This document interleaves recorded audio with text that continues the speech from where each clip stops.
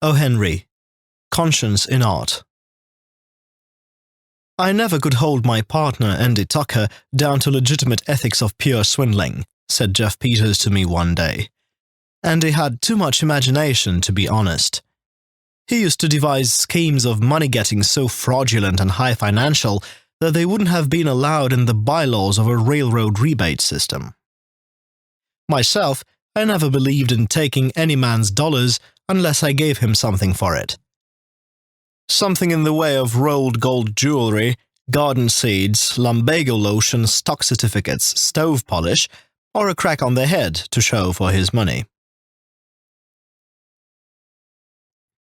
I guess I must have had New England ancestors way back and inherited some of their staunch and rugged fear of the police.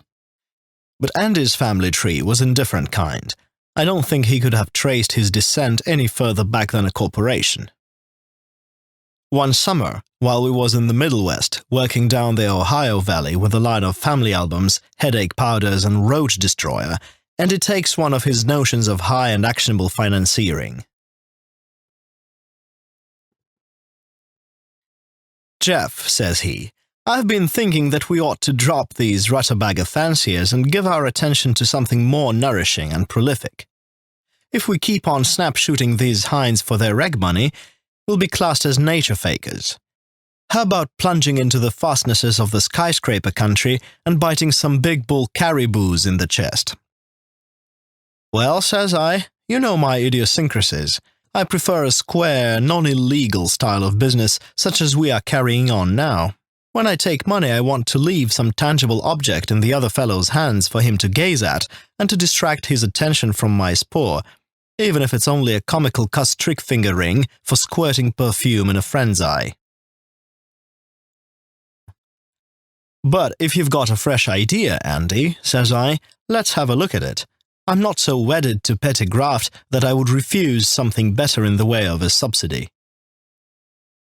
"I was thinking," says Andy, "of a little hunt without horn, hound, or camera among the great herd of the Midas Americanus, commonly known as the Pittsburgh millionaires."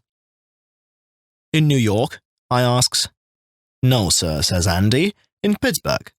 That's their habitat. They don't like New York. They go there now and then just because it's expected of them." A Pittsburgh millionaire in New York is like a fly in a cup of hot coffee. He attracts attention and comment, but he don't enjoy it.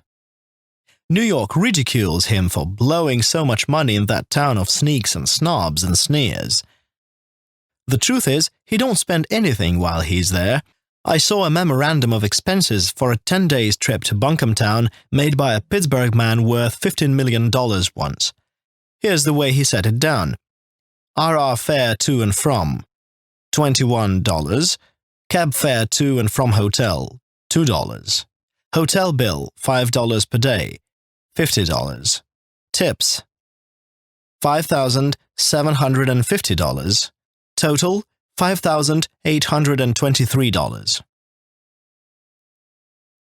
"That's the voice of New York," goes on Andy. "The town's nothing but a head waiter.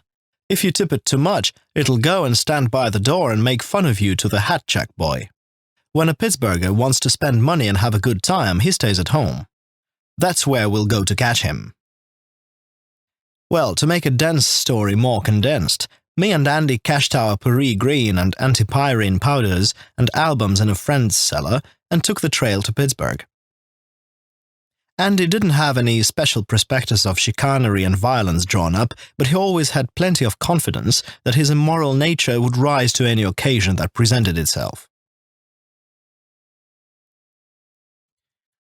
As a concession to my ideas of self-preservation and rectitude, he promised that if I should take an active and incriminating part in any little business venture that we might work up, there should be something actual and cognizant to the senses of touch, sight, taste, or smell to transfer to the victim for the money, so my conscience might rest easy. After that I felt better and entered more cheerfully into the foul play.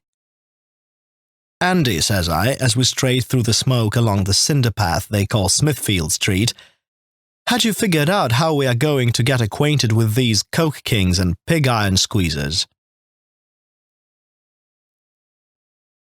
Not that I would decry my own worth or system of drawing-room deportment and work with the olive fork and pie knife, says I, but isn't the entre-nous into the salons of the stogie smokers going to be harder than you imagined? If there's any handicap at all, says Andy, it's our own refinement and inherent culture. Pittsburgh millionaires are a fine body of plain, wholehearted, unassuming, democratic men. They are rough but uncivil in their manners, and though their ways are boisterous and unpolished, under it all they have a great deal of impoliteness and discourtesy.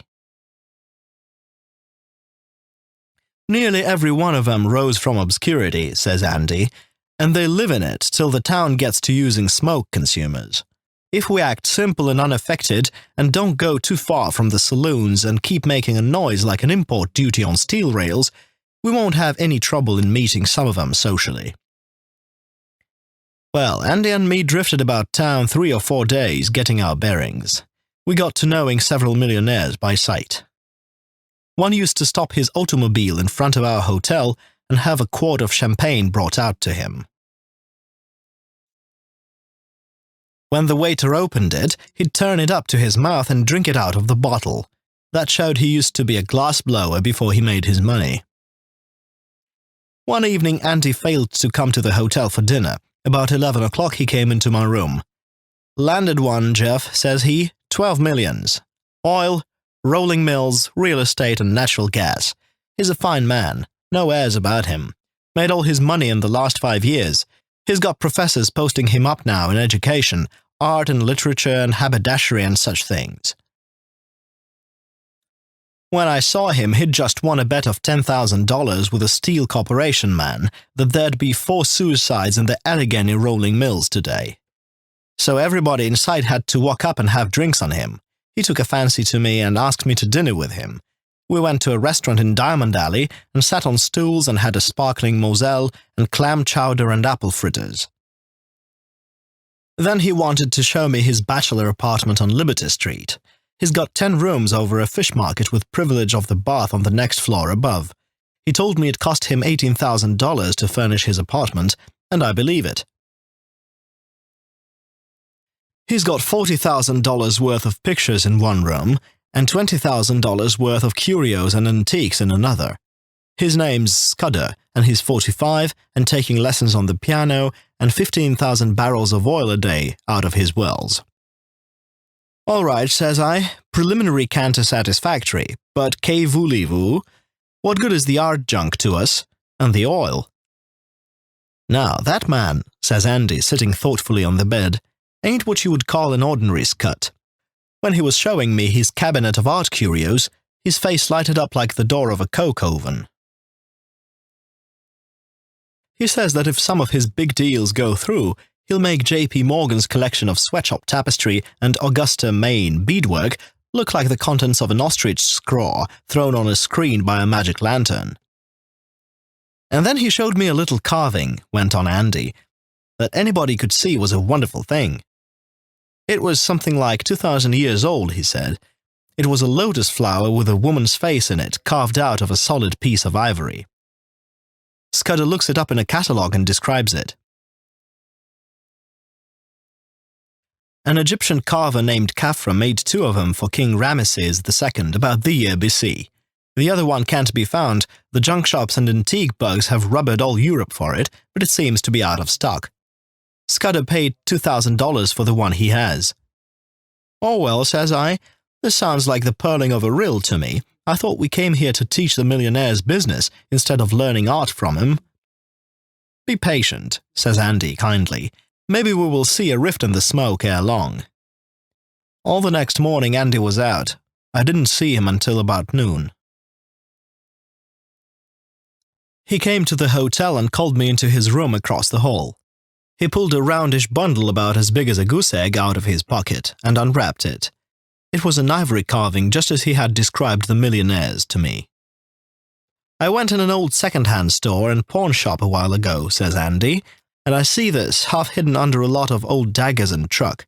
The pawnbroker said he'd had it several years and thinks it was soaked by some Arabs or Turks or some foreign dubs that used to live down by the river. I offered him $2 for it, and I must have looked like I wanted it, for he said it would be taking the pumpernickel out of his children's mouths to hold any conversation that did not lead up to a price of $35. I finally got it for $25. Jeff, goes on Andy, this is the exact counterpart of Scudder's carving. It's absolutely a dead ringer for it. He'll pay $2,000 for it as quick as he'd tuck a napkin under his chin.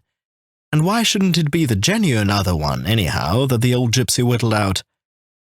Why not, indeed, says I, and how shall we go about compelling him to make a voluntary purchase of it? Andy had his plan already, and I'll tell you how we carried it out. I got a pair of blue spectacles, put on my black frock coat, rumpled my hair up, and became Professor Pickleman. I went to another hotel, registered, and sent a telegram to Scudder to come to see me at once on important art business. The elevator dumped him on me in less than an hour. He was a foggy man with a clarion voice, smelling of Connecticut wrappers and naphtha. "Hello, Profess," he shouts. "How's your conduct?" I rumpled my hair some more and gave him a blue glass stare. "Sir," says I, "are you Cornelius T. Scudder, of Pittsburgh, Pennsylvania?" "I am," says he. "Come out and have a drink." "I've neither the time nor the desire," says I, "for such harmful and deleterious amusements. I have come from New York," says I, on a matter of art. I learned there that you are the owner of an Egyptian ivory carving of the time of Ramesses II, representing the head of Queen Isis and a lotus flower. There were only 2 of such carvings made. One has been lost for many years. I recently discovered and purchased the other in a pawn in an obscure museum in Vienna. I wish to purchase yours. Name your price." "Well, the great ice jams, Profess," says Scudder. "Have you found the other one?" "Me sell? No. I don't guess Cornelius Scudder needs to sell anything that he wants to keep. Have you got the carving with you, Profess?" I shows it to Scudder. He examines it careful all over. "It's the article," says he. "It's a duplicate of mine, every line and curve of it. Tell you what I'll do," he says. "I won't sell, but I'll buy. Give you $2,500 for yours." "Since you won't sell, I will," says I. "Large bills, please. I'm a man of few words. I must return to New York tonight. I lecture tomorrow at the aquarium." Scudder sends a check down, and the hotel cashes it. He goes off with his piece of antiquity, and I hurry back to Andy's hotel according to arrangement. Andy is walking up and down the room looking at his watch. "Well," he says. $2,500, says I. "Cash." "We've got just 11 minutes, says Andy, "to catch the B&O westbound. Grab your baggage." "What's the hurry?" says I. "It was a square deal. And even if it was only an imitation of the original carving, it'll take him some time to find it out. He seems to be sure it was the genuine article." "It was," says Andy. "It was his own. When I was looking at his curios yesterday, he stepped out of the room for a moment, and I pocketed it. Now will you pick up your suitcase and hurry?" Then, says I, "Why was that story about finding another one in the pawn—" "Oh," says Andy, "out of respect for that conscience of yours. Come on."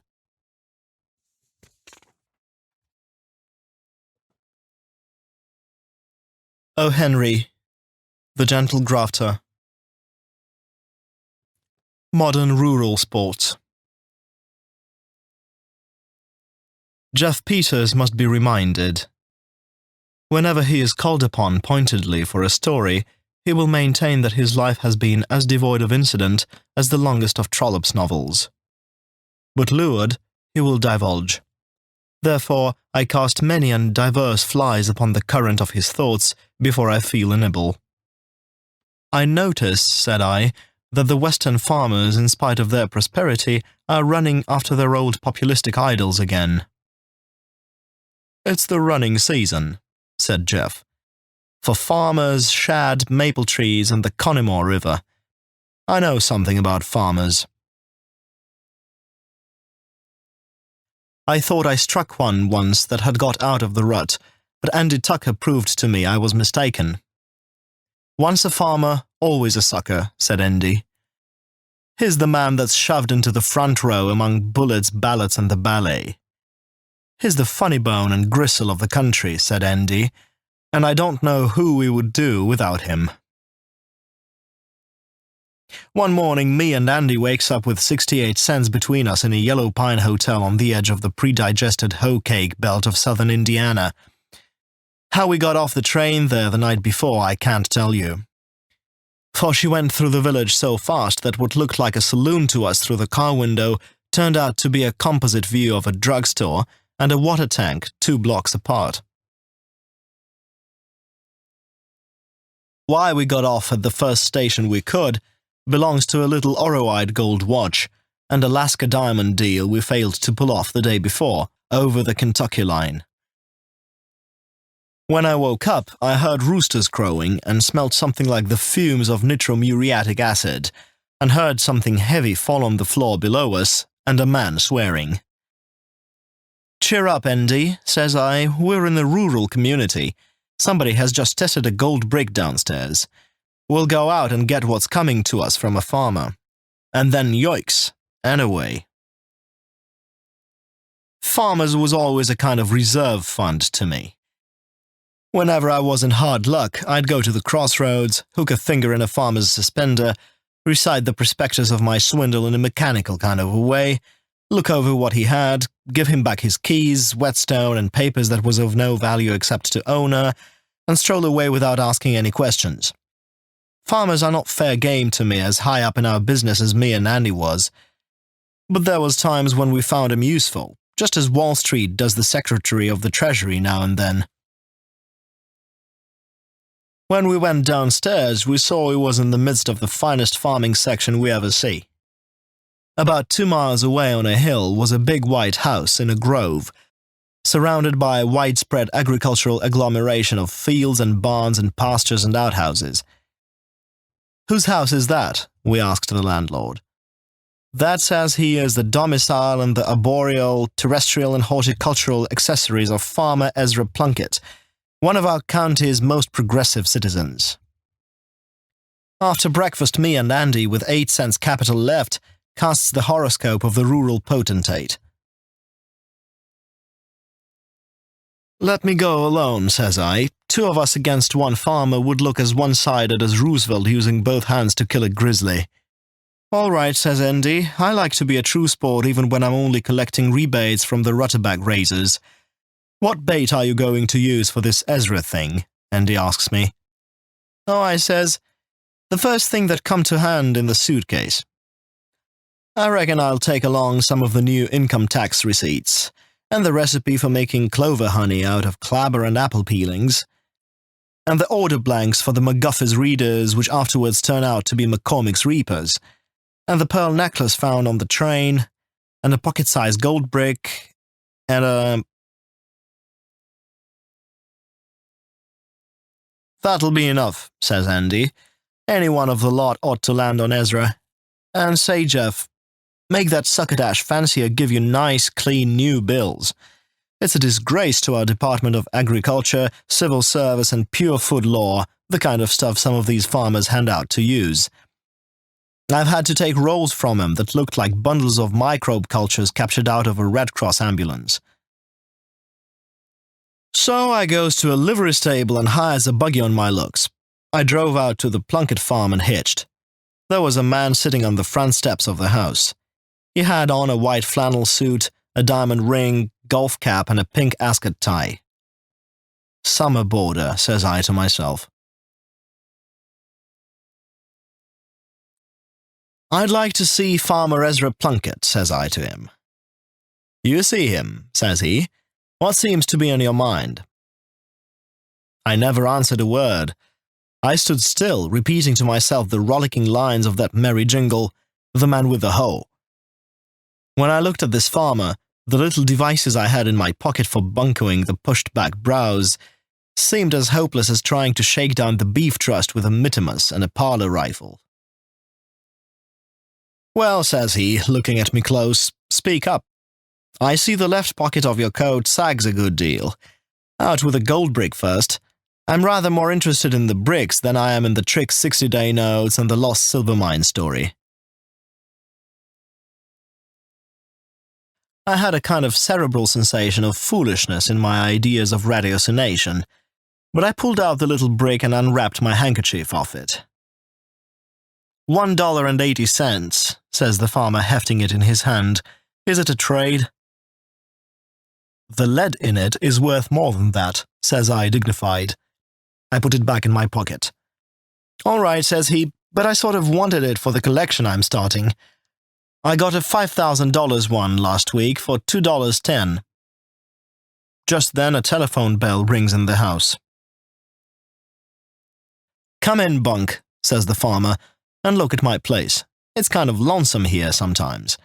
I think that's New York calling. We went inside. The room looked like a Broadway stockbroker's.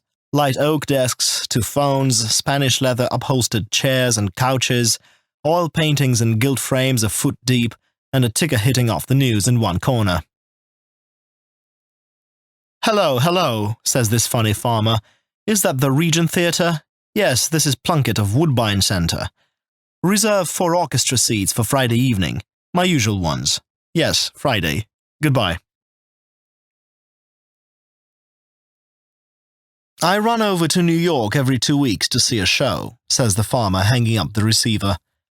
I catch the 18-hour flyer at Indianapolis, spend 10 hours in the heyday of night on the Yappian Way, and get home in time to see the chickens go to roost 48 hours later.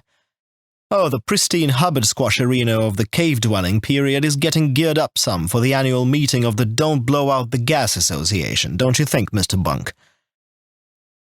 I seem to perceive, says I, a kind of hiatus in the agrarian traditions in which heretofore I have reposed confidence.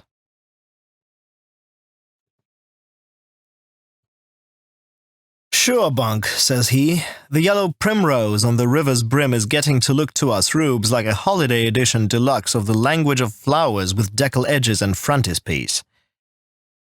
Just then the telephone calls him again. Hello, hello, says he. Oh, that's Perkins at Milldale. I told you $800 was too much for that horse. Have you got him there? Good. Let me see him. Get away from the transmitter. Now make him trot in a circle. Faster.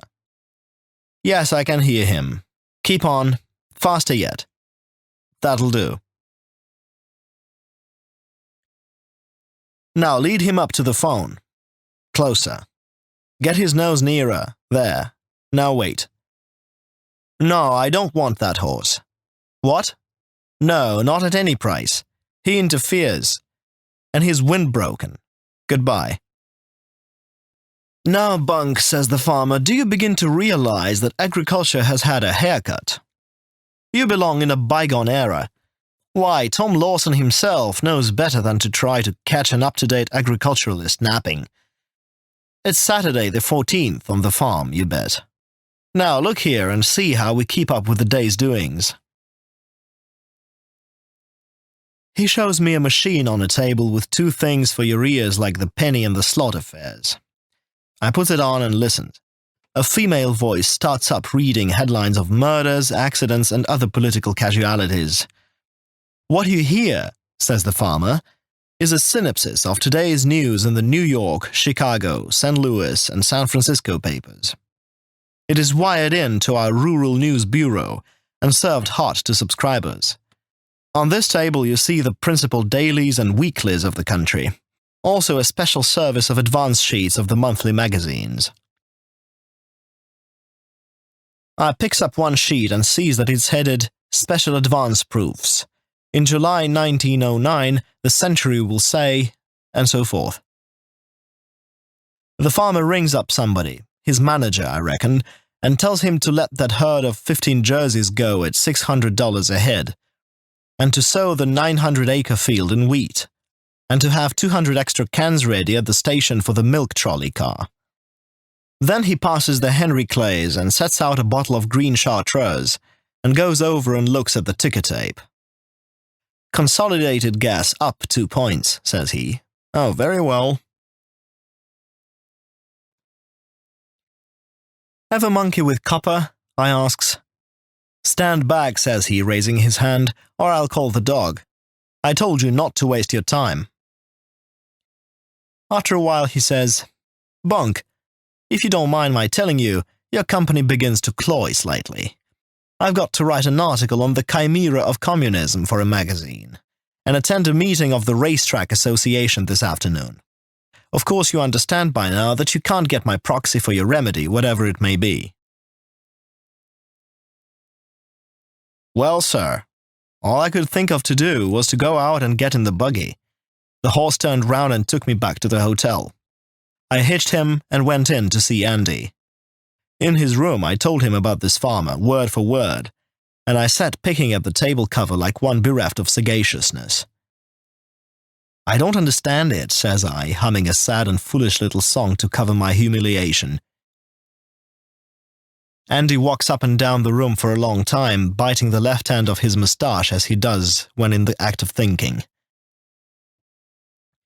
Jeff, says he, finally, I believe your story of this expurgated rustic, but I'm not convinced. It looks incredulous to me that he could have inoculated himself against all the preordained systems of bucolic bunco. Now, you never regarded me as a man of special religious proclivities, did you, Jeff?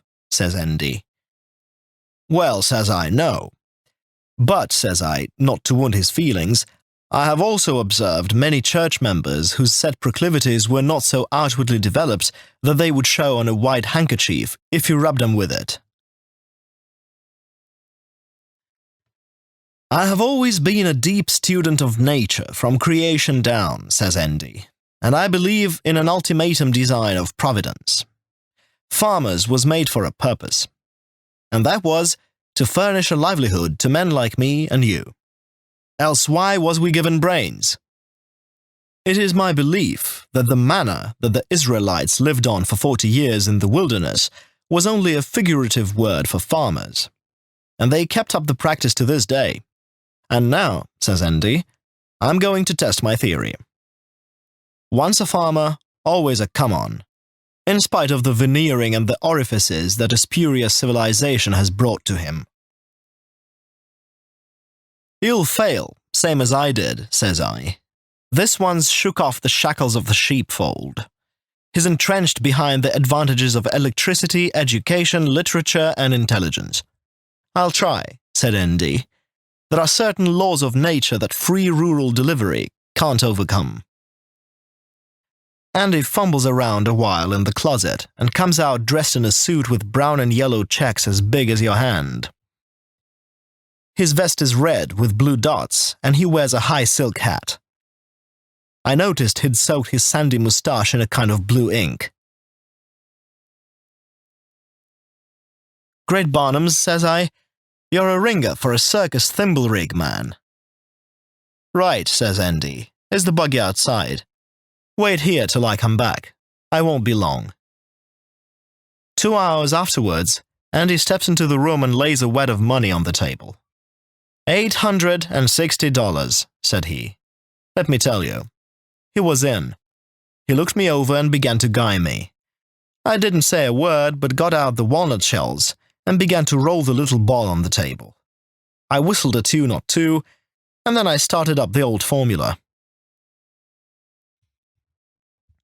Step up lively, gentlemen, says I, and watch the little ball. Costs you nothing to look. There you see it, and there you don't. Guess where the little joker is. The quickness of the hand deceives the eye. I steals a look at the farmer man. I see the sweat coming out on his forehead. He goes over and closes the front door and watches me some more. Directly he says, I'll bet you 20 I can pick the shell, the ball's under now. After that, goes on Andy, there is nothing new to relate. He only had $860 cash in the house. When I left, he followed me to the gate. There was tears in his eyes when he shook hands. Bunk, says he, thank you for the only real pleasure I've had in years. It brings up happy old days when I was only a farmer and not an agriculturalist. God bless you. Here Jeff Peters ceased, and I inferred that his story was done. Then you think, I began. Yes, said Jeff, something like that. You let the farmers go ahead and amuse themselves with politics. Farming's a lonesome life, and they've been against the shell game before. O.Henry. Shearing the Wolf. Jeff Peters was always eloquent when the ethics of his profession was under discussion. "The only times," said he, "that me and Andy Tucker ever had any hiatuses in our cordial intents was when we differed on the moral aspects of grafting. Andy had his standards, and I had mine. I didn't approve of all of Andy's schemes for levying contributions from the public, and he thought I allowed my conscience to interfere too often for the financial good of the firm. We had high arguments sometimes. One word led on to another, till he said I reminded him of Rockefeller. "I don't know how you mean that, Andy," says I, "but we have been friends too long for me to take offense at a tone that you will regret when you cool off. I have yet," says I, "to shake hands with a subpoena server." One summer, me and Andy decided to rest up a spell in a fine little town in the mountains of Kentucky called Grassdale. We was supposed to be horse drovers and good decent citizens besides, taking a summer vacation. The Grassdale people liked us, and me and Andy declared a cessation of hostilities, never so much as floating the flyleaf of a rubber concession prospectus or flashing a Brazilian diamond while we was there. One day the leading hardware merchant of Grassdale drops around to the hotel where me and Andy stopped, and smokes with us sociable on the side porch. We knew him pretty well from pitching quoits in the afternoons in the courthouse yard. He was a loud red man, breathing hard, but fat and respectable beyond all reason. After we talk on all the notorious themes of the day, this Murchison, for such was his entitlement, takes a letter out of his coat pocket in a careful, careless way and hands it to us to read.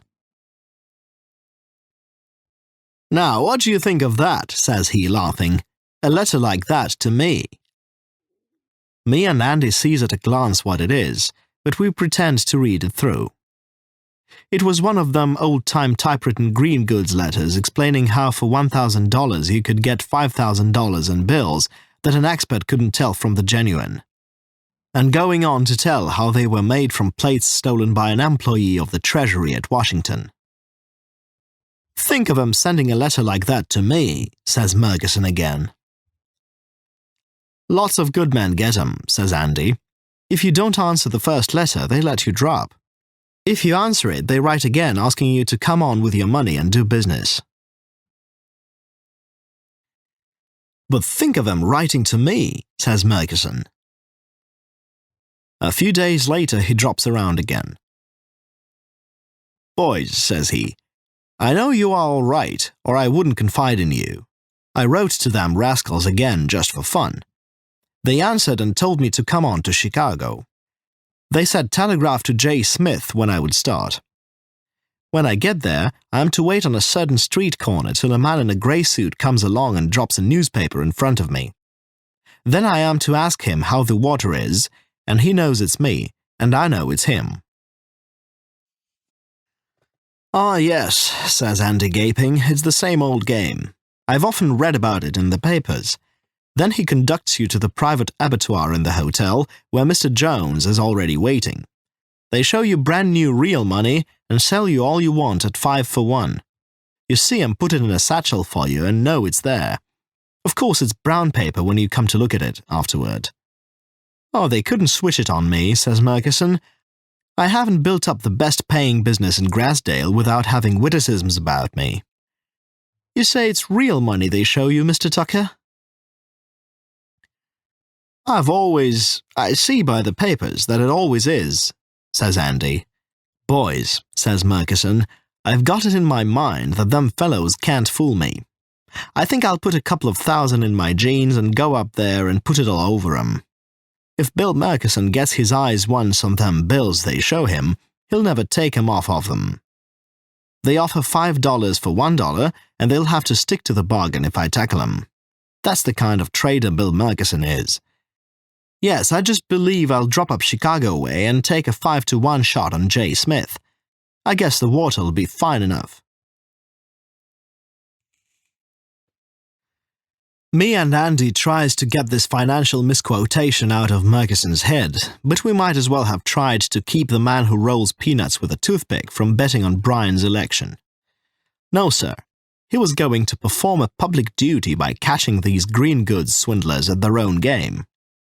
Maybe it would teach him a lesson. After Murchison left us, me and Andy sat a while prepondering over our silent meditations and heresies of reason. In our idle hours, we always improved our higher selves by ratiocination and mental thought. "Jeff," says Andy after a long time, "quite unseldom I have seen fit to impugn your molars when you have been chewing the rag with me about your conscientious way of doing business. I may have been often wrong, but here is a case where I think we can agree. I feel that it would be wrong for us to allow Mr. Murchison to go alone to meet those Chicago green goods men. There is but one way it can end. Don't you think we would both feel better if we was to intervene in some way and prevent the doing of this deed?" I got up and shook Andy Tucker's hand hard and long. "Andy," says I may have had one or two hard thoughts about the heartlessness of your corporation, but I retract them now. You have a kind nucleus at the interior of your exterior, after all. It does you credit. I was just thinking the same thing that you have expressed. It would not be honourable or praiseworthy, says I, for us to let Murchison go on with this project he has taken up. If he is determined to go, let us go with him and prevent this swindle from coming off." Andy agreed with me, and I was glad to see that he was in earnest about breaking up this green goods scheme.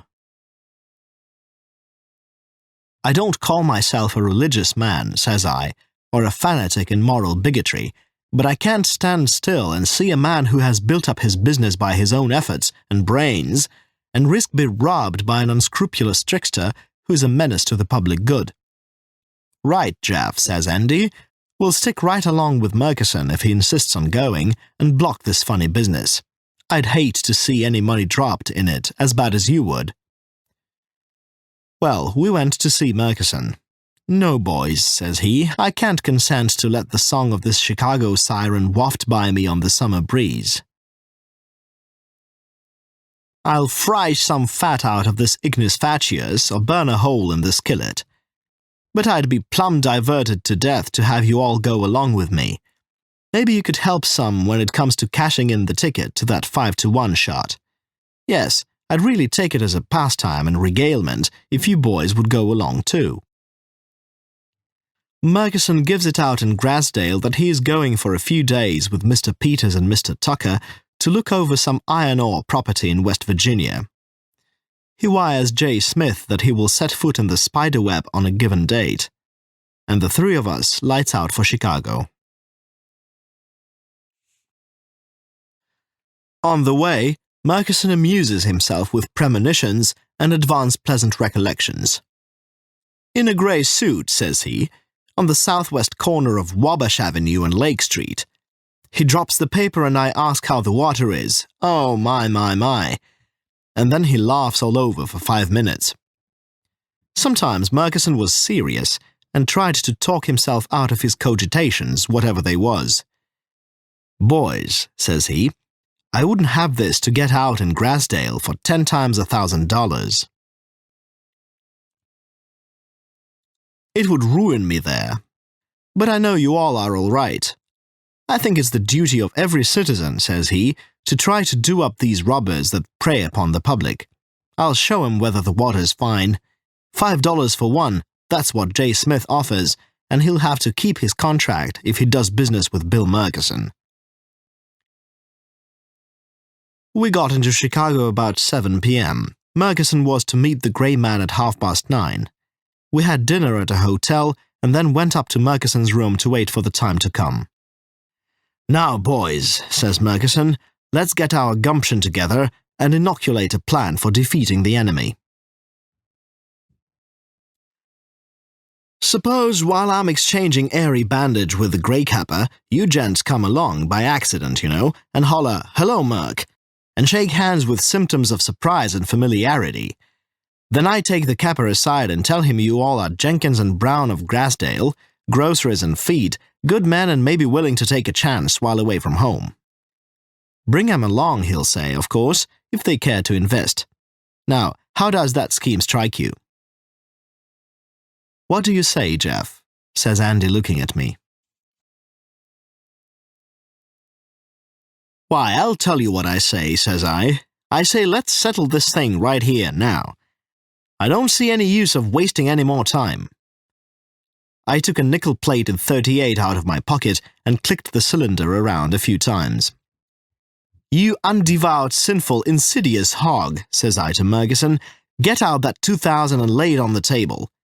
Obey with velocity, says I, for otherwise alternatives are impending. I am preferably a man of mildness, but now and then I find myself in the middle of extremities. Such men as you, I went on after he had laid the money out, is what keeps the jails and courthouses going. You come up here to rob these men of their money. Does it excuse you, I asks, that they were trying to skin you? No, sir. You was going to rob Peter to stand off Paul. You are 10 times worse, says I, than that green goods man. You go to church at home and pretend to be a decent citizen, but you'll come to Chicago and commit larceny from men that have built up a sound and profitable business by dealing with such contemptible scoundrels as you have tried to be today. How do you know, says I, that green goods man hasn't a large family dependent upon his extortions? It's you, supposedly respectable citizens, who are always on the lookout to get something for nothing, says I, that support the lotteries and wildcat mines and stock exchanges and wiretappers of this country. If it wasn't for you, they'd go out of business. The green goods man you was going to rob, says I, studied maybe for years to learn his trade. Every turn he makes, he risks his money and liberty and maybe his life. You come up here all sanctified and vanoplied with respectability and a pleasing post office address to swindle him. If he gets the money, you can squeal to the police. If you get it, he hawks the grey suit to buy supper and says nothing. Mr. Tucker and me sized you up, says I, and came along to see that you got what you deserved. Hand over the money, says I, you grass-fed hypocrite. I put the 2,000, which was all in $20 bills, in my inside pocket. Now get out your watch, says I to Murgison. No, I don't want it, says I. Lay it on the table, and you sit in that chair till it ticks off an hour. Then you can go. If you make any noise or leave any sooner, we'll handbill you all over Grassdale. I guess your high position there is worth more than $2,000 to you. Then me and Andy left. On the train, Andy was a long time silent. Then he says, Jeff, do you mind my asking you a question? 2, says I, or 40. Was that the idea you had, says he, when we started out with Murgison? Why, certainly, says I. What else could it have been? Wasn't it yours too? In about half an hour, Andy spoke again. I think there are times when Andy don't exactly understand my system of ethics and moral hygiene. Jeff, says he, sometime when you have the leisure, I wish you'd draw off a diagram and footnotes of that conscience of yours. I'd like to have it to refer to occasionally.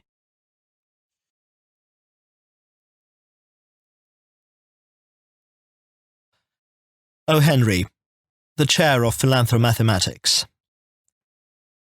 I see that the cause of education has received the princely gift of more than $50 million, said I. I was gleaning the stray items from the evening papers while Jeff Peters packed his briar pipe with plug cut. Which same, said Jeff, calls for a new deck, and a recitation by the entire class in philantomatics. Is that an illusion? I asked. It is, said Jeff. I never told you about the time when me and Andy Tucker was philanthropists, did I? It was 8 years ago in Arizona. Andy and me was out in the Gila Mountains with a 2-horse wagon prospecting for silver. We struck it and sold out to parties in Tucson for $25,000. They paid our check at the bank in silver, $1,000 in a sack. We loaded it in our wagon and drove east 100 miles before we recovered our presence of intellect. $25,000 doesn't sound like so much when you're reading the annual report of the Pennsylvania Railroad or listening to an actor talking about his salary. But when you can raise up a wagon sheet and kick around your boot heel and hear every one of them ring against another, it makes you feel like it was a night and day bank with the clock striking 12. The third day out, we drove into one of the most specious and tidy little towns that nature or Randon McNally ever turned out. It was in the foothills and mitigated with trees and flowers and about 2,000 head of cordial and dilatory inhabitants. The town seemed to be called Floresville, and nature had not contaminated it with many railroads, fleas, or Eastern tourists. Me and Andy deposited our money to the credit of Peters and Tucker in the Esperanza Savings Bank and got rooms at the Skyview Hotel. After supper we lit up and set out on the gallery and smoked. Then was when the philanthropy idea struck me. I suppose every grafter gets it sometime. When a man swindles the public out of a certain amount, he begins to get scared and wants to return part of it. And if you'll watch close and notice the way his charity runs, you'll see that he tries to restore it to the same people he got it from. As a hydrostatical case, take, let's say, A. A made his millions selling oil to poor students who sit up nights studying political economy and methods for regulating the trusts. So, back to the universities and colleges goes his conscience dollars. There's B, got his from the common laboring man that works with his hands and tools. How's he to get some of the remorse fund back into their overalls? Says B, I'll do it in the name of education. I have skinned the laboring man, says he to himself, but according to the old proverb, charity covers a multitude of skins. So he puts up $80 million worth of libraries, and the boys with the dinner pail that builds them gets the benefit. Where's the books? Asks the reading public. I dinna ken, says B. I offered ye libraries. And there they are. I suppose if I'd given ye preferred steel trust stock instead, you'd have wanted the water in it set out in cut glass decanters. Hoot for ye. But as I said, the owning of so much money was beginning to give me philanthropitis. It was the first time me and Andy had ever made a pile big enough to make us stop and think how we got it. Andy, says I, we're wealthy. Not beyond the dreams of average, but in our humble way we are comparatively as rich as greasers. I feel as if I'd like to do something for, as well as to, humanity. I was thinking the same thing, Jeff, says he. We've been gouging the public for a long time with all kinds of little schemes, from selling self-igniting celluloid collars to flooding Georgia with Hoaxsmith presidential campaign buttons. I'd like myself to hedge a bet or two in the graft game if I could do it without actually banging the Cymbalines in the Salvation Army or teaching a Bible class by the Bertillon system. What'll we do, says Andy. Give free grub to the poor or send a couple of thousand to George Cortelyot? Neither, says I. We've got too much money to be implicated in plain charity, and we haven't got enough to make restitution, so we'll look about for something that's about halfway between the two. The next day, in walking around Floresville, we see on a hill a big red brick building that appears to be disinhabited. The citizens speak up and tell us that it was begun for a residence several years before by a mine owner.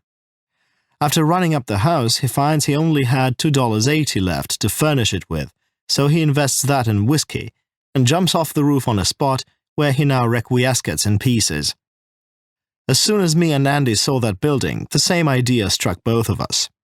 We would fix it up with lights and pen wipers and professors, and put an iron dog and statues of Hercules and Father John on the lawn, and start one of the finest free educational institutions in the world right there. So we talks it over to the prominent citizens of Floresville, who falls in fine with the idea. They give a banquet in the engine house to us, and we make our bow for the first time as benefactors to the cause of progress and enlightenment. And he makes an hour-and-a-half speech on the subject of irrigation in Lower Egypt, and we have a moral tune on the phonograph and pineapple sherbet. Andy and me didn't lose any time in philanthroping. We put every man in town that could tell a hammer from a stepladder to work on the building, dividing it up into classrooms and lecture halls. We wired to Frisco for a carload of desks, footballs, arithmetics, pen holders, dictionaries, chairs for the professors, slates, skeletons, sponges, 27 craven-netted gowns and caps for the senior class, and an open order for all the truck that goes with a first-class university.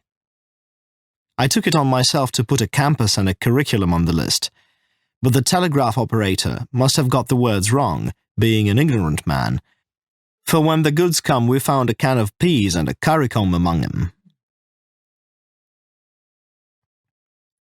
While the weekly papers was having chalk plate cuts of me and Andy, we wired an employment agency in Chicago to express as FOB 6 professors immediately, 1 English literature, 1 up-to-date dead languages, 1 chemistry, 1 political economy, Democrat preferred, 1 logic, and 1 wise to painting, Italian, and music, with union card.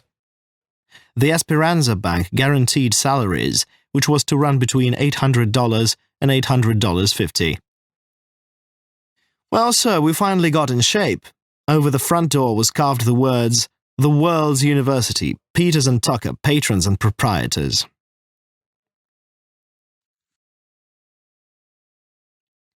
And when September the 1st got a cross mark on the calendar, the come-ons begun to roll in.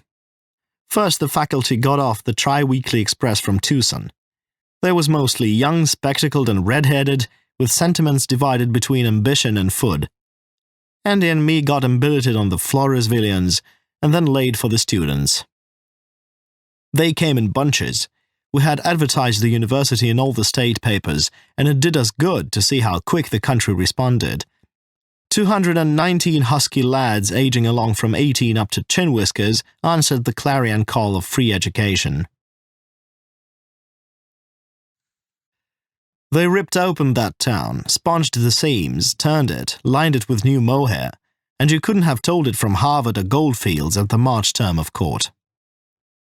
They marched up and down the streets waving flags with the world's university colors, ultramarine and blue, and they certainly made a lively place of Floresville.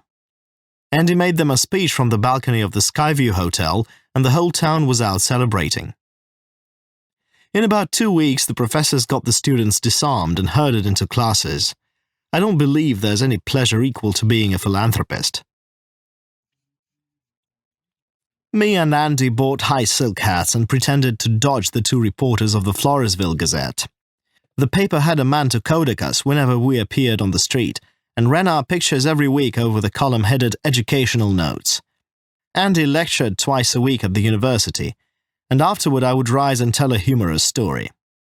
Once the Gazette printed my pictures with Abe Lincoln on one side and Marshall P. Wilder on the other. Andy was as interested in philanthropy as I was. We used to wake up of nights and tell each other new ideas for booming the university. "Andy," says I to him one day, "there's something we overlooked. The boys ought to have dromedaries." "What's that?" Andy asks. "Why, something to sleep in, of course," says I. "All colleges have 'em." "Oh, you mean pajamas," says Andy. "I do not," says I. "I mean dromedaries." But I never could make Andy understand. So we never ordered them. Of course, I meant them long bedrooms in colleges where the scholars sleep in a row. Well, sir, the world's university was a success. We had scholars from 5 states and territories, and Floresville had a boom. A new shooting gallery and a pawn shop and 2 more saloons started, and the boys got up a college yell that went this way: "Raw, raw, raw, done, done, done, Peters, Tucker, lots of fun, bow, wow, wow, haw, hee, haw, World's University, hip, hurrah." The scholars was a fine lot of young men, and me and Andy was as proud of 'em as if they belonged to our own family. But one day, about the last of October, Andy comes to me and asks if I have any idea how much money we had left in the bank. I guess it's about $16,000. Our balance, says Andy, is $821.62. What, says I with a kind of a yell, do you mean to tell me that them infernal clod-hopping, dough-headed, pup-faced, goose-brained, gate-stealing, rabbit-eared sons of horse thieves have soaked us for that much? No less, says Andy. Then to Helvetia with philanthropy, says I. Not necessarily, says Andy. Philanthropy, says he, when run on a good business basis, is one of the best grafts going. I'll look into the matter and see if it can't be straightened out. The next week I'm looking over the payroll of our faculty when I run across a new name. Professor James Darnley McCorkle, Chair of Mathematics. Salary $100 per week. I yell so loud that Andy runs in quick. What's this? Says I. A professor of mathematics at more than $5,000 a year. How did this happen? Did he get in through the window and appoint himself? I wired to Frisco for him a week ago, says Andy. In ordering the faculty, we seemed to have overlooked the chair of mathematics. A good thing we did, says I. We can pay his salary 2 weeks, and then our philanthropy will look like the 9th hole on the Skibo golf links. Wait a while, says Andy, and see how things turn out. We have taken up too noble a cause to draw out now. Besides, the further I gaze into the retail philanthropy business, the better it looks to me. I never thought about investigating it before. Come to think of it now, goes on Andy, all the philanthropists I ever knew had plenty of money. I ought to have looked into that matter long ago and located which was the cause and which was the effect. I had confidence in Andy's chicanery in financial affairs, so I left the whole thing in his hands. The university was flourishing fine, and me and Andy kept our silk hats shined up, and Floresville kept on heaping honors on us, like we was millionaires instead of almost busted philanthropists. The students kept the town lively and prosperous. Some stranger came to town and started a faro bank over the red front livery stable, and began to amass money in quantities. Me and Andy strolled up one night and piked $1 or $2 for sociability. There were about 50 of our students there, drinking rum punches and shoving high stacks of blues and reds about the table as the dealer turned the cards up. Why, dang it, Andy, says I, these free-school hunting, gander-headed, silk-socked little sons of sapsuckers have got more money than you and me ever had. Look at the rolls they're pulling out of their pistol pockets.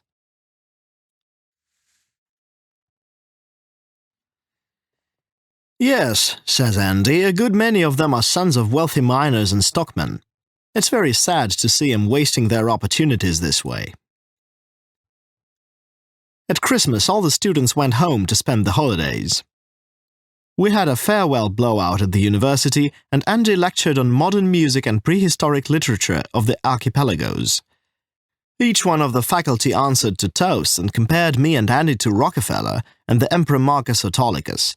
I pounded on the table and yelled for Professor McCorkle, but it seems he wasn't present on the occasion. I wanted a look at the man that Andy thought could earn $100 a week in philanthropy that was on the point of making an assignment. The students all left on the night train, and the town sounded as quiet as the campus of a correspondence school at midnight. When I went to the hotel, I saw a light in Andy's room, and I opened the door and walked in. There sat Andy and the faro dealer at a table, dividing a 2-foot-high stack of currency in $1,000 packages. Correct, says Andy, 31,000 apiece. Come in, Jeff, says he. This is our share of the profits of the first half of the scholastic term of the world's university, incorporated and philanthropated. Are you convinced now, says Andy, that philanthropy, when practiced in a business way, is an art that blesses him who gives as well as him who receives? Great, says I, feeling fine. I'll admit you are the doctor this time. We'll be leaving on the morning train, says Andy. You'd better get your collars and cuffs and press clippings together. Great, says I. I'll be ready. But Andy, says I, I wish I could have met that Professor James Darnley McCorkle before we went. I had a curiosity to know that man. That'll be easy, says Andy, turning around to the faro dealer. Jim, says Andy, shake hands with Mr. Peters.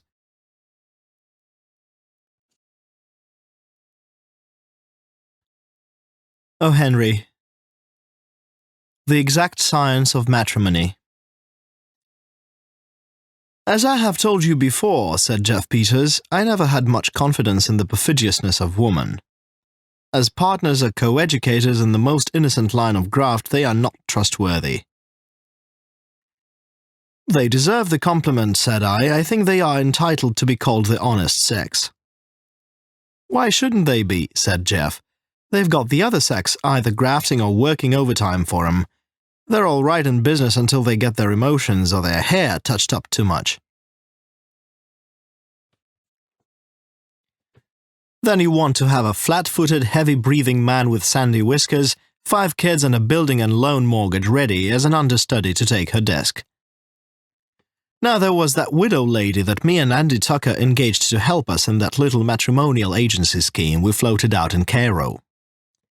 When you've got enough advertising capital, say a roll as big as the little end of a wagon tongue, there's money in matrimonial agencies. We had about $6,000 and we expected to double it in 2 months, which is about as long as a scheme like ours can be carried on without taking out a New Jersey charter.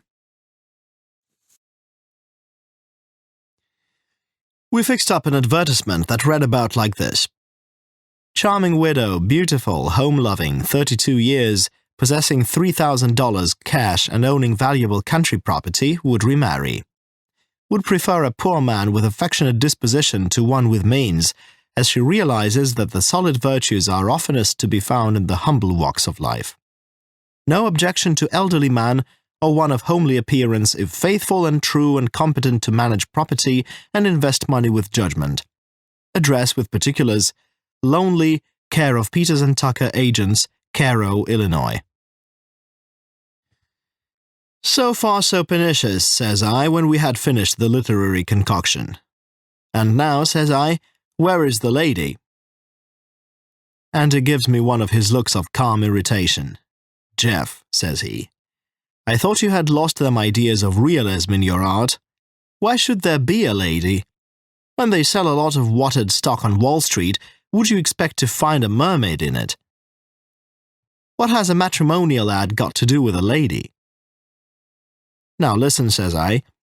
You know my rule, Andy, that in all my illegitimate inroads against the legal letter of the law, the article sold must be existent, visible, producible. In that way, and by a careful study of city ordinances and train schedules, I have kept out of all trouble with the police that a $5 bill and a cigar could not square. Now, to work this scheme, we've got to be able to produce bodily a charming widow or its equivalent, with or without the beauty, hereditaments, and appurtenances set forth in the catalogue and writ of errors, or hereafter be held by a justice of the peace. Well, says Andy, reconstructing his mind, maybe it would be safer in case the Post Office or the Peace Commission should try to investigate our agency. But where, he says, could you hope to find a widow who would waste time on a matrimonial scheme that had no matrimony in it? I told Andy that I thought I knew of the exact party. An old friend of mine, Zeke Trotter, who used to draw soda water and teeth in a tent show, had made his wife a widow a year before by drinking some dyspepsia cure of the old doctor's instead of the liniment that he always got boozed up on. I used to stop at their house often, and I thought we could get her to work with us. 'Twas only 60 miles to the little town where she lived, so I jumped out on the icse and finds her in the same cottage with the same sunflowers and roosters standing on the washtub. Mrs. Trotter fitted our ad first-rate, except maybe for beauty and age and property valuation, but she looked feasible and praiseworthy to the eye, and it was a kindness to Zeke's memory to give her the job.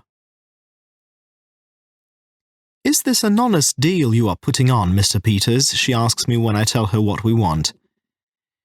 Mrs. Trotter, says I, Andy Tucker and me have computed the calculation that 3,000 men in this broad and unfair country will endeavour to secure your fair hand and ostensible money and property through our advertisement.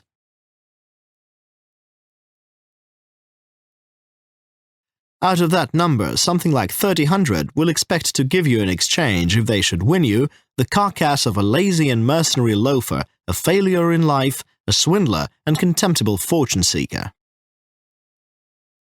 Me and Andy, says I, propose to teach these prayers upon society a lesson.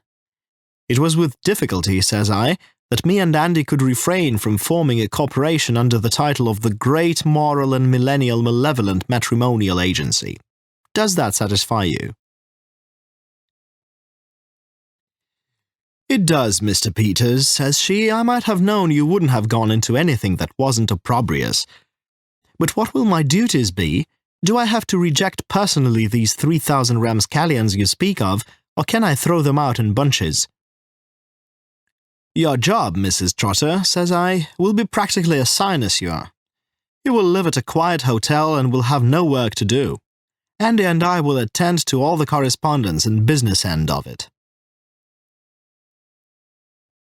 Of course, says I, some of the more ardent and impetuous suitors who can raise the railroad fare may come to Cairo to personally press their suit or whatever fraction of a suit they may be wearing. In that case, you will be probably put to the inconvenience of kicking them out face to face. We will pay you $25 per week and hotel expenses. Give me 5 minutes, says Mrs. Trotter, to get my powder rag and leave the front door key with a neighbour, and you can let my salary begin.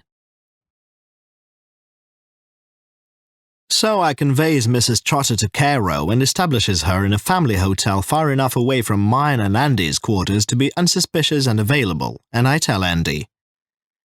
Great, says Andy, and now that your conscience is appeased as to the tangibility and proximity of the bait, and leaving mutton aside, suppose we revenue a new fish. So we began to insert our advertisement in newspapers covering the country far and wide. One ad was all we used. We couldn't have used more without hiring so many clerks and marshalled paraphernalia that the sound of the gum chewing would have disturbed the Postmaster General. We placed $2,000 in a bank to Mrs. Trotter's credit and gave her the book to show in case anybody might question the honesty and good faith of the agency. I knew Mrs. Trotter was square and reliable, and it was safe to leave it in her name. With that one ad, Andy and me put in 12 hours a day answering letters. About 100 a day was what came in. I never knew there was so many large-hearted but indigent men in the country who were willing to acquire a charming widow and assume the burden of investing her money. Most of them admitted that they ran principally to whiskers and lost jobs and were misunderstood by the world, but all of them were sure that they were so chock-full of affection and manly qualities that the widow would be making the bargain of her life to get him. Every applicant got a reply from Peters and Tucker informing him that the widow had been deeply impressed by his straightforward and interesting letter and requesting them to write again, stating more particulars, and enclosing photograph if convenient. Peters and Tucker also informed the applicant that their fee for handing over the second letter to their fair client would be $2, enclosed therewith. There you see the simple beauty of the scheme. About 90% of them domestic foreign noblemen raised the price somehow and sent it in. That was all there was to it, except that me and Andy complained an amount about being put to the trouble of slicing open them envelopes and taking the money out. Some few clients called in person. We sent them to Mrs. Trotter and she did the rest, except for 3 or 4 who came back to strike us for car fare. After the letters began to get in from the RFD districts, Andy and me were taking in about $200 a day. One afternoon, when we were busiest, and I was stuffing the 2 and 1s into cigar boxes, and Andy was whistling No Wedding Bells for her, a small, slick man drops in and runs his eye over the walls like he was on the trail of a lost Gainsborough painting or two. As soon as I saw him, I felt a glow of pride because we were running our business on the level. "I see you have quite a large mail today," says the man. I reached and got my hat. "Come on," says I. "We've been expecting you. I'll show you the goods. How was Teddy when you left Washington?" I took him down to the Riverview Hotel and had him shake hands with Mrs. Trotter. Then I showed him her bank book with the $2,000 to her credit. "It seems to be all right," says the Secret Service. "It is," says I, "and if you're not a married man, I'll leave you to talk a while with the lady.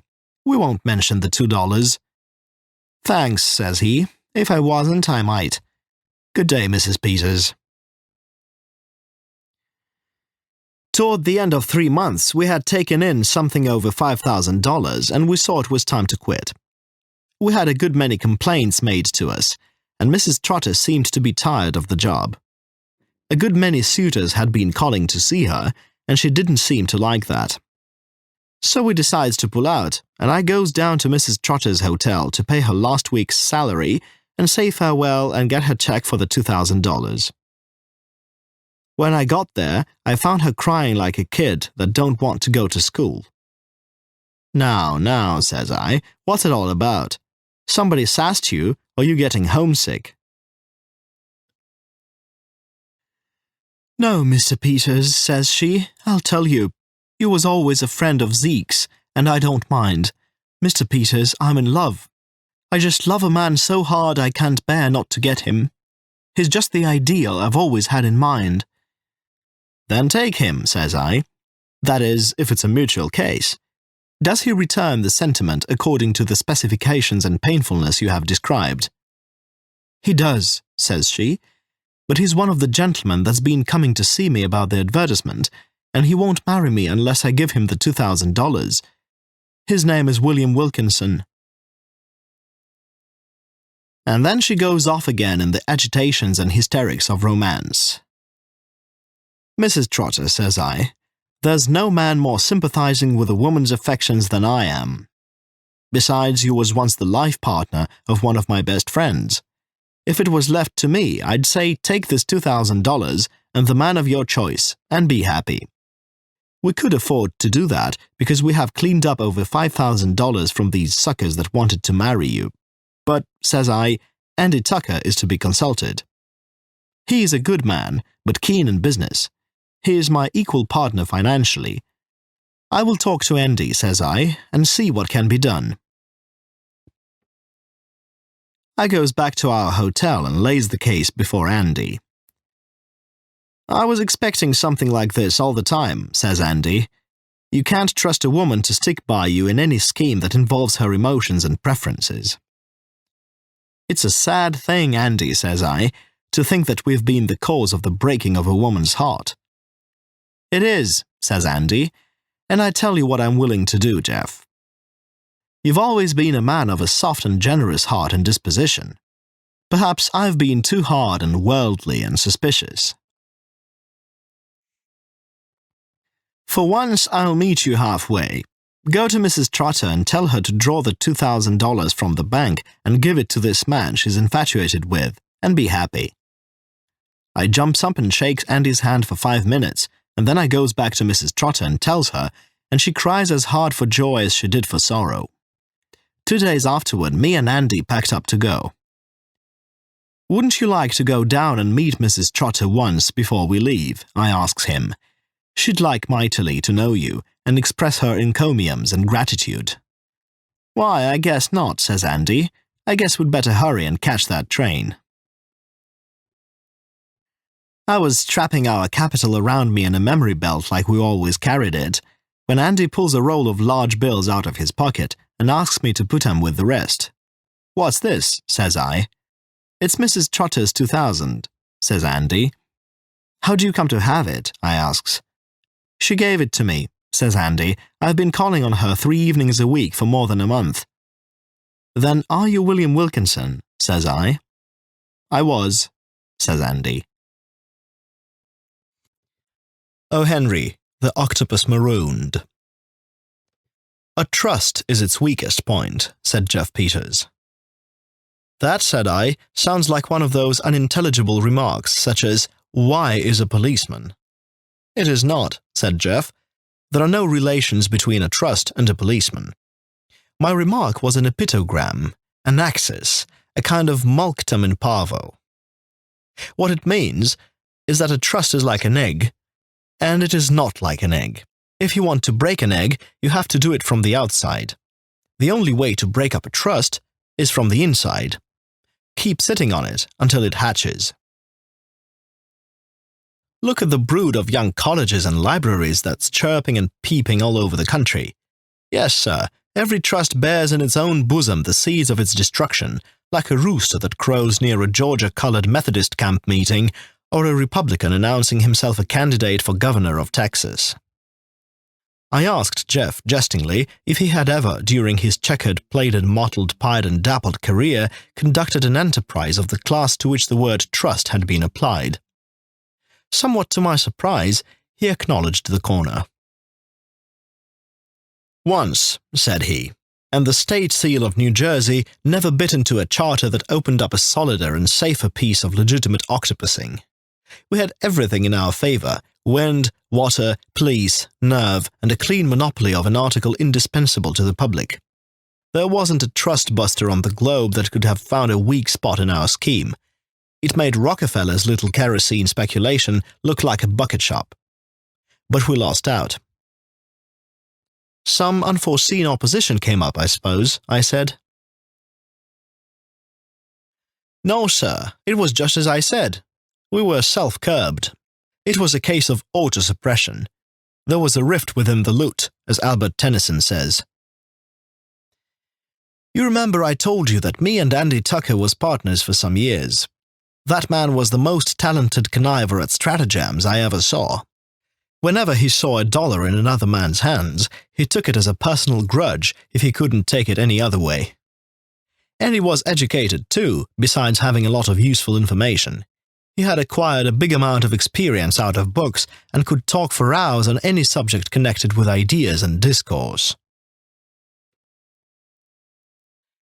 He had been in every line of graft, from lecturing on Palestine with a lot of magic lantern pictures of the annual Custom-Made Clothiers Association convention at Atlantic City to flooding Connecticut with bogus wood alcohol distilled from nutmegs. One spring, me and Andy had been over in Mexico on a flying trip, during which a Philadelphia capitalist had paid us $2,500 for a half interest in a silver mine in Chihuahua. Oh yes, the mine was all right. The other half interest must have been worth $2,000 or $3,000. I often wondered who owned that mine. In coming back to the United States, me and Andy stubbed our toes against a little town in Texas on the bank of the Rio Grande. The name of it was Bird City, but it wasn't. The town had about 2,000 inhabitants, mostly men. I figured out that their principal means of existence was in living close to tall chaparral. Some of them were stockmen and some gamblers and some horse speculators, and plenty were in the smuggling line. Me and Andy put up at a hotel that was built like something between a roof garden and a sectional bookcase. It began to rain the day we got there. As the saying is, Juniper Aquarius was sure turning on the water plugs on Mount Amphibious. Now, there were 3 saloons in Bird City, though neither Andy nor me drank. But we could see the townspeople making a triangular procession from one to another all day and half the night. Everybody seemed to know what to do with as much money as they had. The third day of the rain, it slacked up a while in the afternoon, so me and Andy walked out to the edge of town to view the mudscape. Bird City was built between the Rio Grande and a deep, wide arroyo that used to be the old bed of the river. The bank between the stream and its old bed was cracking and giving away when we saw it on account of the high water caused by the rain. Andy looks at it a long time. That man's intellect was never idle. And then he unfolds to me an instantaneous idea that has occurred to him. Right there was organized a trust, and we walked back into town and put it on the market. First, we went to the main saloon in Bird City, called the Blue Snake, and bought it. It cost us $1,200. And then we dropped in casual at Mexican Joe's place, referred to the rain, and bought him out for $500. The other one came easy at $400. The next morning, Bird City woke up and found itself an island. The river had busted through its old channel, and the town was surrounded by roaring torrents. The rain was still raining, and there was heavy clouds in the northwest that presaged about 6 more mean annual rainfalls during the next 2 weeks. But the worst was yet to come. Bird City hopped out of its nest, waggled its pin feathers, and strolled out for its matutinal toot. Lo! Mexican Joe's place was closed, and likewise the other little daub life-saving station. So naturally, the body politic emits thirsty ejaculations of surprise and ports Helm for the blue snake. And what does it find there? Behind one end of the bar sits Jefferson Peters' octopus, with a 6-shooter on each side of him, ready to make change, or corpses, as the case may be. There are 3 bartenders, and on the wall is a 10-foot sign reading, "All drinks, $1." Andy sits on the safe in his neat blue suit and gold-banded cigar, on the lookout for emergencies. The town marshal is there with 2 deputies to keep order, having been promised free drinks by the trust. Well, sir, it took Bird City just 10 minutes to realize that it was in a cage. We expected trouble, but there wasn't any. The citizens saw that we had him. The nearest railroad was 30 miles away, and it would be 2 weeks at least before the river would be fordable. So they began to cuss amiable and throw down dollars on the bar till it sounded like a selection on the xylophone. There was about 1,500 grown-up adults in Bird City that had arrived at years of indiscretion, and the majority of them required from 3 to 20 drinks a day to make life endurable. The Blue Snake was the only place where they could get him till the flood subsided. It was beautiful and simple, as all truly great swindles are. About 10 o'clock, the silver dollars dropping on the bar slowed down to playing 2-steps and marches instead of jigs, but I looked out the window and saw 100 or 2 of our customers standing in line at Bird City's Savings and Loan Company, and I knew they were borrowing more money to be sucked in by the clammy tendrils of the octopus. At the fashionable hour of noon, everybody went home to dinner. We told the bartenders to take advantage of the lull and do the same. Then me and Andy counted the receipts. We had taken in $1,300. We calculated that if Bird City would only remain an island for 2 weeks, the trust would be able to endow the Chicago University with a new dormitory of padded cells for the faculty and present every worthy poor man in Texas with a farm, provided he furnished the site for it.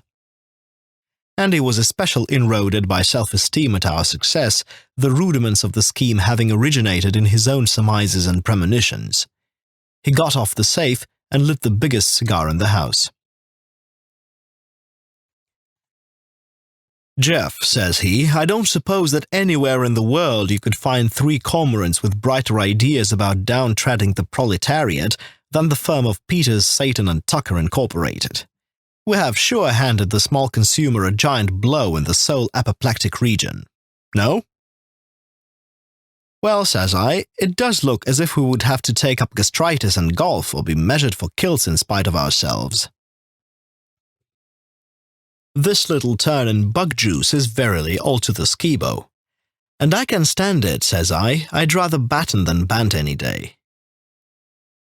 Andy pours himself out 4 fingers of our best rye and does with it as was so intended. It was the first drink I had ever known him to take. "By way of liberation," says he, "to the gods." And then, after thus doing umbrage to the heathen diabetes, he drinks another to our success.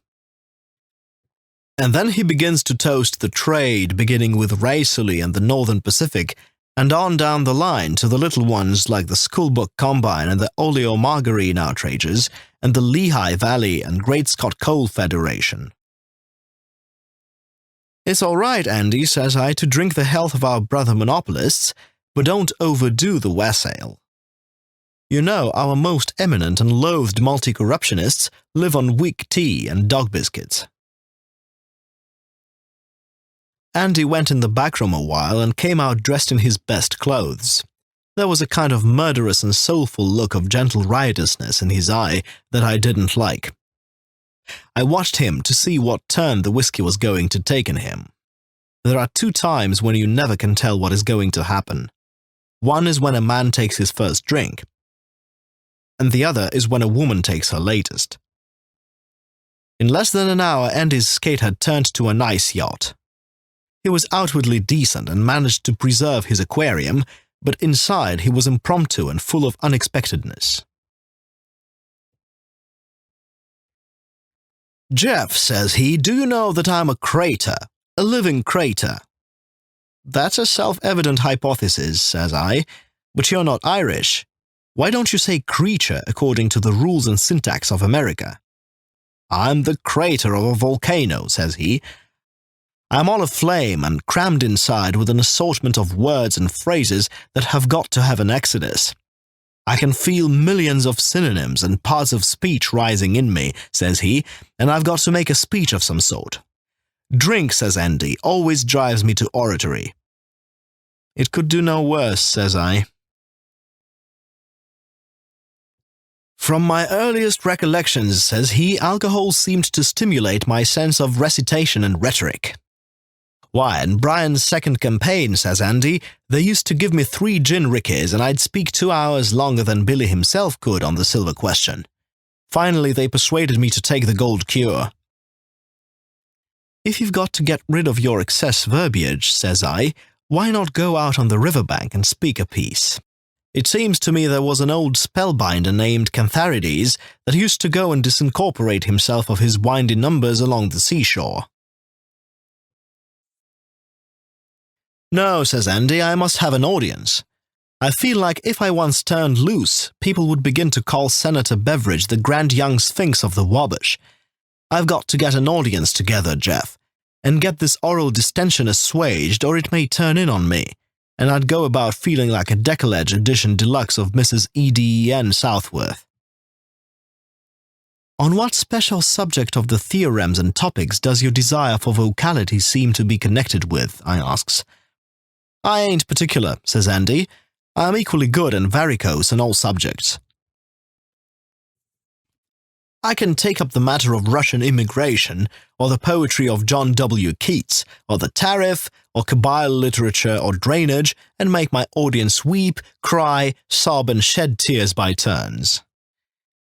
"Well, Andy," says I, "if you are bound to get rid of this accumulation of vernacular, suppose you go out in town and work it on some indulgent citizen. Me and the boys will take care of the business. Everybody will be through dinner pretty soon, and salt pork and beans makes a man pretty thirsty. We ought to take in $1,500 more by midnight." So Andy goes out of the Blue Snake, and I see him stopping men on the street and talking to him. By and by he has half a dozen in a bunch listening to him, and pretty soon I see him waving his arms and elocuting at a good-sized crowd on a corner. When he walks away, they string out after him, talking all the time, and he leads them down the main street of Bird City with more men joining the procession as they go. It reminded me of the old legerdemain that I'd read in books about the Pied Piper of Heidsieck charming the children away from the town. 1 o'clock came, and then 2, and 3 got under the wire for place, and not a bird citizen came in for a drink. The streets were deserted except for some ducks and ladies going to the stores. There was only a light drizzle falling then. A lonesome man came along and stopped in front of the Blue Snake to scrape the mud off his boots. "Partner," says I, "what has happened? This morning there was hectic gaiety afoot, and now it seems more like one of them ruined cities of Tyre and Siphon where the lone lizard crawls on the walls of the main portcullis." "The whole town," says the muddy man, "is up in Sperry's wool warehouse listening to your sidekicker make a speech. He's some gravy on delivering himself of audible sounds relating to matters and conclusions," says the man. "Well, I hope he'll adjourn sine qua non pretty soon," says I, "for trade languishes." Not a customer did we have that afternoon. At 6 o'clock, 2 Mexicans brought Andy to the saloon lying across the back of a burro. We put him in bed while he still muttered and gesticulated with his hands and feet. Then I locked up the cash and went out to see what had happened. I met a man who told me all about it. Andy had made the finest 2-hour speech that had ever been heard in Texas, he said, or anywhere else in the world. What was it about? I asked. Temperance, says he. And when he got through, every man in Bird City signed the pledge for a year.